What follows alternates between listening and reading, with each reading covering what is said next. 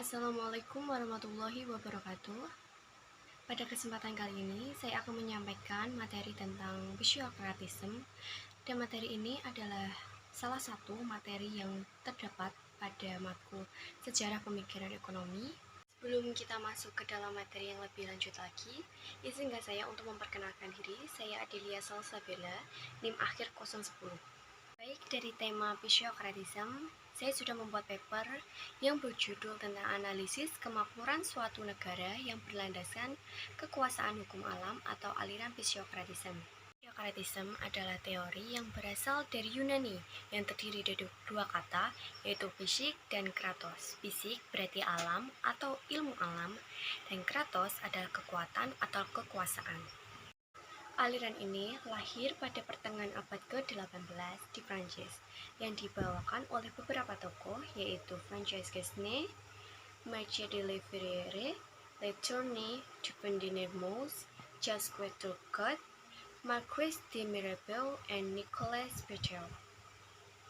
Kaum physiokratis sendiri percaya bahwa kekayaan dalam suatu negara berasal dari sumber daya alam yang berasal dari tanah dalam segi pertanian atau perkebunan, kepentingan individu, dan perdagangan bebas.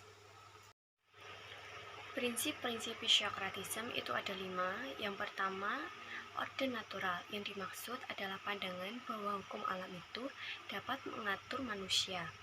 Yang kedua, laissez-faire, laissez-passer. Di sini menyetujui kebebasan berusaha di dalam negeri dan perdagangan bebas di luar negeri. Yang ketiga, tekanan pada sektor pertanian. Karena sektor pertanian ini dianggap bahwa memproduksi suatu surplus atau memproduksi neto di atas nilai sumber daya yang digunakan. Yang keempat, pajak tunggal atas pemilik tanah. Pertanian adalah sektor produktif, maka hanya pemilik tanahlah yang harus dibebani pajak. Yang kelima, antar hubungan sektor ekonomi. Ada 3 golongan. Yang pertama, class produktif atau pertanian, class and productive areas atau pemilik tanah atau tuan tanah, dan class steril ada pedagang atau pengusaha.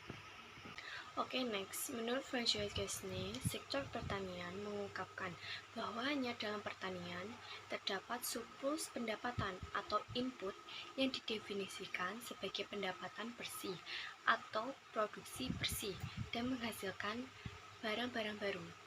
Nilai barang di sini didefinisikan menjadi 2. Nilai barang dibedakan menjadi 2, yaitu nilai guna dan nilai jual barang, yaitu harga barang. Asal usul nilai adalah kekayaan yang berasal dari tanah yang digunakan untuk memproduksi, artinya kebutuhan pengeluaran oleh pengusaha pertanian. Oke, next. Menurut Jacques Turcotte ada 3. Yang pertama, peningkatan pajak yang dipungut harus imbang dengan besar kecilnya net produk dari hasil produksi, bertujuan agar masyarakat yang bermata pencaharian sebagai petani tidak merasa keberatan dengan kebijakan pajak. Yang kedua, teori pembentukan modal.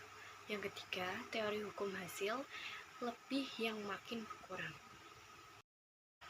Oke, selanjutnya adalah sejarah. Pada abad ke-18, penduduk Eropa rata-rata menjadi seorang petani.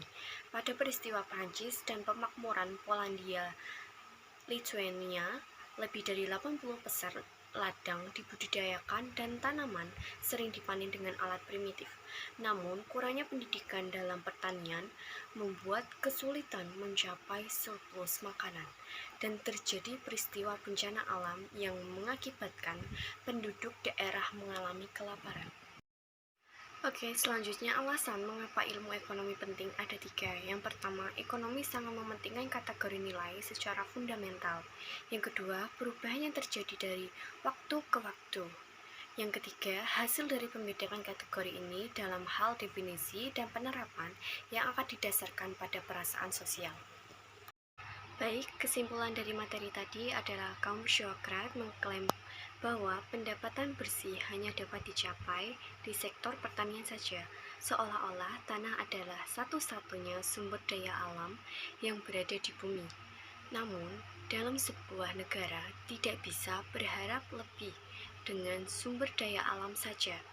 Harus ada hal pendukung lainnya seperti memajukan perdagangan luar negeri agar memperluas jaringan luar negeri, mengoptimalisasi laba, meningkatkan dan membiasakan perusahaan-perusahaan dalam negeri untuk terus bersaing dengan perusahaan internasional, membuka lapangan pekerjaan, dan menambah devisa negara. Beberapa hal yang dapat saya sampaikan, semoga apa yang saya sampaikan bermanfaat bagi kita semua. Jika ada kekurangan kata, mohon dimaafkan. Wassalamualaikum warahmatullahi wabarakatuh.